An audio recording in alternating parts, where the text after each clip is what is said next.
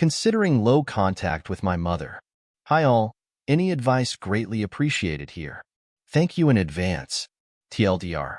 I'm considering going very low contact with my mother following the birth of my child and my concern that she's going to attempt to negatively impact our little one's opinion of her dad, or me, or just manipulate our little one in general. We, including therapist, suspect my mother has narcissistic personality disorder, possibly alongside bipolar 2 or BPD. I can sympathize somewhat with her emotional dysregulation because I struggled with symptoms of the latter earlier in life before undergoing a lot of therapy to make sure I didn't repeat her mistakes when it came time to have children of my own. Anyways, the backstory is that my mother has never liked my husband. We've been together a decade, and she has actively tried to break up our relationship and used manipulation and ultimatums to try and accomplish this. This has involved threatening her own health, I'd kill myself without you. Attempting to normalize her actions, it's just because I love you so much, etc. I struggle holding boundaries with her. He does not, and she loses her mind over her inability to control him. After our child was born, we asked family to vaccinate against the pediatrician-suggested high-risk viruses.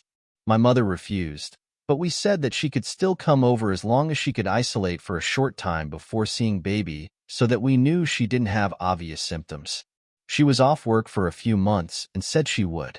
She never did. She gave multiple excuses and never saw our baby, but consistently called to suggest that I move in with her for a month or longer. I explained that this wouldn't work since my husband didn't want to be away from baby, and uprooting like that would be difficult. Plus, at this point she was back to work and unable to isolate, and baby was still not fully vaccinated.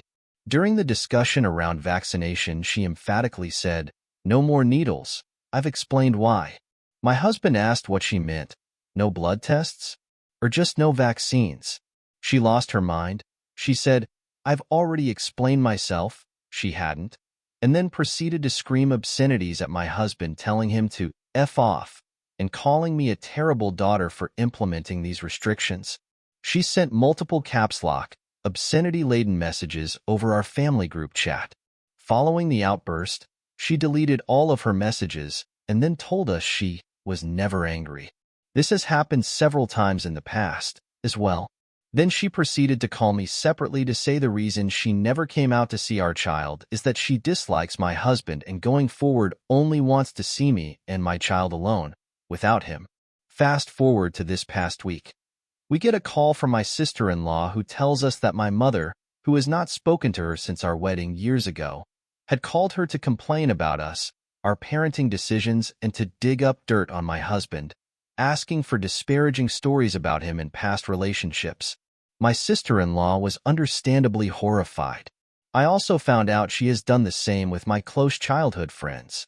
While I was growing up, my mother would frequently tell me inappropriate stories about things my father had done whenever she was angry with him, e.g., telling her 10-year-old daughter that he was served by a prostitute who claimed he had fathered her child before I was born. When angry with me, she would tell me, "Your father had the right idea. If I was smart, I'd leave you too." My father never left. They were just divorced. My first recollection of this was around age 5, but the same comments were made pretty consistently into teenagerhood. She and my father are good friends now, 30 years later, and spend a lot of time together. They may be romantically involved again, but they haven't told me. He has, especially lately, begun pushing me for things my mother wants, e.g., staying with her for an extended period, usually trying to use a bit of guilt to make me change my mind on previously set decisions. E.g., your mother really wants to see you and little one. You're her only child. You really should go spend time with her. He doesn't know about the stories she told me as a child. I am terrified that if my mother spends any time with our child, she will try the same tactics to undermine my child's relationship with my husband.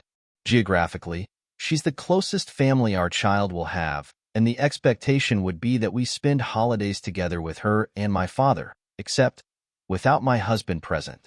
There's no way I'd do that to him or our child. Growing up, my holiday memories were filled with anxiety and conflict, and I promised myself I would protect my daughter from those experiences, too. We've decided to move across the country to be closer to my in-laws, but until we're able to do that, I'm not quite sure how to proceed.